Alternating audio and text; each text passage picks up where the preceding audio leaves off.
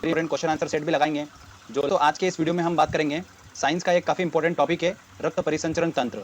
Blood के बारे में हम बात करेंगे और काफ़ी इंपॉर्टेंट पॉइंट्स हैं और इस टॉपिक से अच्छे खासे एग्जाम में क्वेश्चन पूछे जाते हैं। तो दोस्तों ये लेक्चर आप बहुत ध्यान से सुनिएगा और हम लास्ट में एक very important question answer set भी लगाएंगे जो लास्ट ईयर क्वेश्चन एग्जाम में पूछे गए हैं, हम उनको सॉल्व करेंगे। तो फ्रेंड्स चलिए हम वीडियो को स्टार्ट करते हैं। सबसे पहले दोस्तों हम बात करते हैं रक्त क्या होता है, ब्लड क्या होता है और किन किन चीज़ों से मिलकर बना होता है, मतलब इसके संगठन की बात करेंगे। तो ध्यान से देखिए, रक्त जो होता है एक संयोजी ऊतक है, एक कनेक्टिव टिश्यू है और एक ह्यूमन बॉडी में ये 5 से 6 लीटर होता है। इसकी पीएच वैल्यू जो है वो कितनी है, 7.4 है। ब्लड जो होता है वो किन किन चीज़ों से मिलकर बना होता है, देखिए प्लाज्मा और रक्त कोशिकाएं से मिलकर बना होता है। ये रक्त कोशिकाएं कौन कौन सी होती हैं, आरबीसी होती हैं, डब्ल्यूबीसी होती हैं और प्लेटलेट्स, मतलब लाल रक्त कणिकाएं, श्वेत रक्त कणिकाएं और प्लेटलेट्स होते हैं। ठीक है, प्लाज्मा जो होता है हमारी बॉडी में वो 55% होता है और रक्त कोशिकाएं जो होती हैं वो होती हैं 45% होती हैं। तो इस तरीके से पूरा 100% होता है। तो प्लाज्मा और रक्त कोशिकाएं से मिलकर ब्लड बना होता है। थोड़ा सा हम देख लेते हैं, एक बार डायग्रामेटिकली आपको बता देता हूँ मैं। थोड़ा आपको यूँ समझ में नहीं आएगा कि प्लाज्मा क्या होता है, रक्त कोशिकाएं क्या होती हैं। थोड़ा अपन एक बार आपको मैं थोड़ा सा डायग्रामेटिकली एनिमेशन के थ्रू बताता हूँ। चलिए देखिए, आपको दोस्तों दिख रहा है यहाँ पर ये ब्लड है। अब ये देखते हैं हम, देखिए इसका लाल रंग हटा देते हैं थोड़ी देर के लिए और देखते हैं कि ये किन किन चीज़ों से मिलकर बना होता है। तो आपको जो ये पूरा तरल पार्ट दिख रहा है, ये तरल पार्ट जो होता है ये होता है प्लाज्मा। ये 55% होता है भाग रक्त में। उसके बाद ये जो आपको लाल लाल दिख रहे हैं, ये जो कण होते हैं ये होती है लाल रक्त कणिकाएं, इनको आरबीसी बोलते हैं। उसके बाद रक्त में होता है श्वेत रक्त कणिकाएं, डब्ल्यूबीसी आपको दिख रहा है, ये श्वेत रक्त कणिकाएं होती हैं। उसके बाद रक्त में प्लेटलेट्स होते हैं, ये आपको प्लेटलेट्स दिख रहे होंगे। तो इस तरीके से ये ब्लड हमारा बना होता है। प्लाज्मा, लाल रक्त कणिकाएं, श्वेत रक्त कणिकाएं और प्लेटलेट से मिलकर हमारा बॉडी में जो रक्त है वो बना होता है। तो क्लियर दोस्तों, चलिए अब इनको समझते हैं हम। तो देखिए, रक्त कोशिका आपको समझ में आ चुकी है कौन कौन सी, आरबीसी हैं, डब्ल्यूबीसी हैं और प्लेटलेट्स हैं। आरबीसी मतलब हो गया अपना लाल रक्त कणिकाएं, डब्ल्यूबीसी हो गया श्वेत रक्त कणिकाएं और प्लेटलेट्स को प्लेटलेट्स ही बोलते हैं। अब मैं आपको बताता हूँ इनका सीक्वेंस, मतलब रक्त कोशिकाओं में सबसे ज्यादा क्या होता है। तो आरबीसी सबसे ज्यादा होता है, मतलब 90% होते हैं, फिर प्लेटलेट्स होते हैं और फिर डब्ल्यूबीसी होता है। तो डब्ल्यूबीसी जो होता है वो सबसे कम होता है। ओके फ्रेंड्स, अब इस लेक्चर में हमको ये समझना है कि आरबीसी, डब्ल्यूबीसी और प्लेटलेट्स, इन्हीं से क्वेश्चंस निकल कर आते हैं एग्जाम में। और प्लाज्मा के बारे में कुछ इंपॉर्टेंट पॉइंट्स हैं, तो आप वो थोड़ा ध्यान से पहले सुन लीजिए, फिर आपको मैं आरबीसी, डब्ल्यूबीसी और प्लेटलेट्स के बारे में बताऊंगा। तो प्लाज्मा क्या है, प्लाज्मा पानी और अन्य पदार्थ का मिश्रण होता है। तो पानी जो होता है प्लाज्मा में 90% होता है और बाकी जो बचा हुआ 10% है वो अन्य पदार्थ होते हैं। अब ये जो अन्य पदार्थ होते हैं वो क्या क्या होते हैं, protein, urea, sodium, phosphate, bicarbonate. तो ये सब जो होता है ये अन्य पदार्थ में आते हैं, ये 10% भाग होता है। तो बाकी जो 90% होता है वो पानी होता है प्लाज्मा में। ठीक है, तो ये इंपॉर्टेंट क्वेश्चन है, आगे ध्यान से सुनिएगा। अब मैंने आप जैसा बताया आपको कि अन्य पदार्थ में क्या क्या होता है, प्रोटीन होता है, सोडियम होता है, फास्फेट होता है। तो इसी टाइप से एक फाइब्रिनोजेन प्रोटीन जो होता है वो इसमें पाया जाता है, जो कि हेल्प करता है रक्त के थक्के जमने में। मैं आपको ऑलरेडी बता चुका हूँ कि रक्त का थक्का क्या होता है। उसके बाद प्लाज्मा काम क्या होता है, बॉडी में टेम्परेचर को मेंटेन करना, और अगर हमको कहीं घाव लग जाता है तो घाव भरने का काम जो होता है वो किसका होता है, प्लाज्मा का होता है। तो ये प्लाज्मा के बारे में कुछ इंपॉर्टेंट पॉइंट्स थे, मैंने आपको बता दिए हैं। अब दोस्तों हम अच्छे समझते हैं आरबीसी, डब्ल्यूबीसी और प्लेटलेट्स को, एक एक करके सबको अच्छे समझते हैं। चलिए आरबीसी की बात करते हैं, मतलब लाल रक्त कणिकाओं की।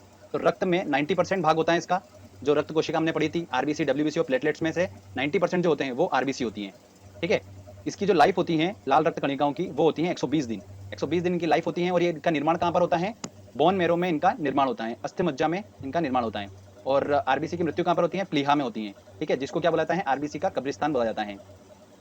और ध्यान रखिएगा, प्लीहा को ही क्या बोला जाता है, ब्लड बैंक बोला जाता है। आरबीसी का वर्क क्या होता है, तो आरबीसी का वर्क होता है कि ऑक्सीजन और कार्बन डाइऑक्साइड का संवहन करना। हमारी बॉडी में ऑक्सीजन और कार्बन डाइऑक्साइड का संवहन करने का काम क्या होता है, आरबीसी का होता है। ध्यान रखिएगा, आरबीसी में हीमोग्लोबिन नामक एक प्रोटीन पाया जाता है, जिसके कारण ही रक्त का रंग जो होता है वो लाल होता है। आरबीसी की कमी से आप देखते हैं कौन कौन से रोग हो जाते हैं। तो अगर लाल रक्त कणिका जो है अगर उसकी कमी होती है बॉडी में तो कौन कौन से रोग होते हैं, एनीमिया नामक रोग हो जाता है, अरक्तता, और पीलिया मतलब जॉइंडिस नामक रोग हो जाता है हमको। तो ध्यान रखिएगा, आरबीसी के बारे में ये इंपॉर्टेंट पॉइंट्स है जिनसे क्वेश्चन बनते हैं। अब बात करते हैं डब्ल्यूबीसी की। डब्ल्यूबीसी सबसे कम होती है हमारे रक्त में और इनकी लाइफ जो होती है वो 3 से 4 दिन की होती है, सिर्फ 3 से 4 दिन की होती है। बनती कहाँ पर है डब्ल्यूबीसी, ये बोन मैरो में ही बनती है, बट इसकी मृत्यु जो होती है वो कहाँ पर, रक्त में ही हो जाती है। आकार में सबसे बड़ी होती है ये। ठीक है, और इनकी वर्क की बात करते हैं कि इनका काम क्या होता है। डब्ल्यूबीसी जो होती है हमारे रक्त में, उनका काम क्या होता है, उनका काम ये होता है कि इम्यून सिस्टम जो होता है, प्रतिरोध क्षमता जो होती है हमारी बॉडी की, उसको बढ़ाने का काम करती है ये। मतलब जो रोगाणु होते हैं उनसे रक्षा करने का काम करती है कौन, डब्ल्यूबीसी। और कहीं पर घाव लग जाता है तो उसको भरने का काम भी कौन करता है, डब्ल्यूबीसी करता है। अब डब्ल्यूबीसी के टाइप होते हैं, दो टाइप के होते हैं डब्ल्यूबीसी, एक होती है लिम्फोसाइट्स और एक होती है दोस्तों मोनोसाइट्स। मोनोसाइट्स जो होती हैं वो लार्जेस्ट सेल ऑफ बॉडी होती हैं। ध्यान रखिएगा, सबसे बड़ी कोशिका जो होती हैं वो कौन सी होती हैं, मोनोसाइट्स होती हैं। तो लिम्फोसाइट्स का काम क्या होता है, वो श्वेत रक्त कणिकाएं होती हैं जो बीमारियों से बचाती हैं हमको। और मोनोसाइट का काम क्या होता है, जो घाव भरने का काम करती हैं। तो दोनों काम करती हैं डब्ल्यूबीसी। तो ये थोड़ा सा उसके टाइप्स हैं। ठीक है, अब हम बात करते हैं कि डब्ल्यूबीसी की कमी से होने वाले रोग, डब्ल्यूबीसी की कमी से होने वाले कौन कौन से रोग हैं। एड्स नामक बीमारी जो होती है वो WBC की कमी के कारण होती है, और ब्लड कैंसर जो होता है वो भी इसकी कमी के कारण होता है। और ध्यान रखिएगा, एड्स जो होता है वो HIV वायरस के कारण होता है।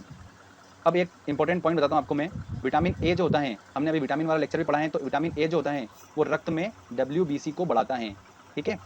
और अगर WBC की मात्रा कम हो रही है तो उसको हम क्या बोलते हैं, ल्यूकोपिनिया बोलते हैं। क्या बोलते हैं? ल्यूकोपिनिया बोलते हैं। और अगर WBC की मात्रा बढ़ रही है तो उसको हम बोलेंगे ल्यूकेमिया। तो ये थोड़ा सा एग्जाम में पूछा जा रहा है, तो मैंने आपको बता दिया है, थोड़ा ध्यान रखिएगा। अब बात करते हैं प्लेटलेट्स के बारे में।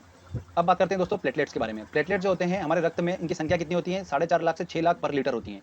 इनका कार्य क्या होता है? शरीर में अगर कट लग जाता है तो एकदम से ब्लड निकलता है, तो उसके बहाव को रोकने का काम इसका होता है प्लेटलेट्स का। चिकनगुनिया और डेंगू जैसी बीमारी में प्लेटलेट्स की मात्रा एकदम से कम हो जाती है। डेंगू जो होता है हमको, वो एडिस एजिप्टी मच्छर के काटने से होता है।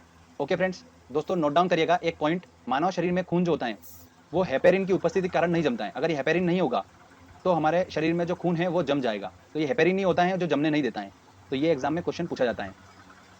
अब दोस्तों हम बात करते हैं रक्त परिसंचरण तंत्र। जैसे नाम से स्पष्ट है, रक्त का परिसंचरण करना हमारी बॉडी में, तो वो कौन करता है? धमनी करती हैं, आर्टरीज बोलते हैं इनको, और शिराएं जिनको बोलते हैं वेंस। तो चलिए एक एक करके समझ लेते हैं इनको क्या होता है, धमनी का काम क्या होता है।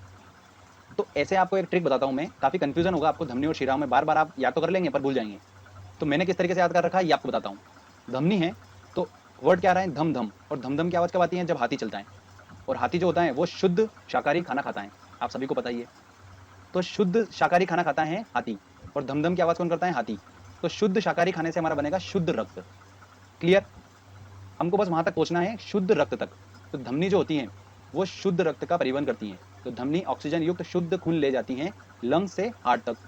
फेफड़ों से हृदय तक कौन लेके जाती है शुद्ध खून? धमनियां लेके जाती हैं। तो धमधम से आपको हाथी याद आएगा, और हाथी शुद्ध खाना खाता है, तो आपका कभी भी कंफ्यूजन नहीं होगा और हमेशा आप बिल्कुल सही आंसर तक पहुंचेंगे। तो ये क्लियर हो गया कि शुद्ध खून कौन ले जाता है? धमनी ले जाती है। एक इसके अंदर एक्सेप्शन है, अपवाद है, कि पल्मोनरी धमनी जो होती है वो अशुद्ध रक्त ले जाती हैं ऑर्गन से लंग्स तक, अंगों से लेकर कहाँ तक? लंग्स तक, फेफड़ों तक लाती हैं। और फेफड़ों का काम, फेफड़ों तक इसलिए लाती हैं क्योंकि फेफड़ों का काम ही क्या होता है? रक्त को शुद्ध करना। अब हम बात करते हैं शिराएं की, वेंस की बात करते हैं। तो शिराओं का काम क्या होता है? जस्ट इसके अपोजिट, अशुद्ध खून ले जाती हैं ऑर्गन से लंग्स तक। इसका एक अपवाद होता है, पल्मोनरी शिरा जो होती है वो शुद्ध रक्त ले जाती हैं लंग से हार्ट तक। क्लियर दोस्तों? तो ये आपको थोड़ा दिमाग में रखना है, धमनी और शिराएं के बारे में ये इंपॉर्टेंट पॉइंट है। तो जो मैंने आपको बताया है ये रक्त से रिलेटेड